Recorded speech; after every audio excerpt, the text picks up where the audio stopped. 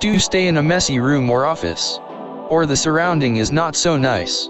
Don't worry, I am going to teach you how to blur your background step by step, no matter whether you have green screen, and it is available for Windows and Mac computer.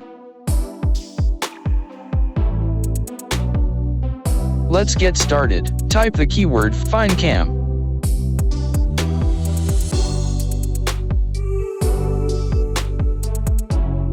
There are two options: Windows or macOS.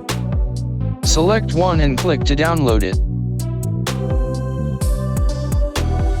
Open FindCam installer, and then click install. Wait to finish installing.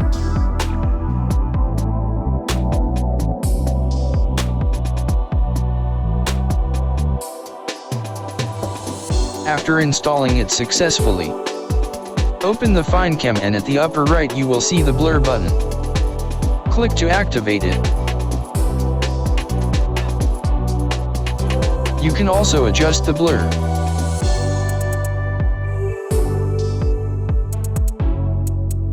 Now you can use FindCam as your camera in your Zoom or other program.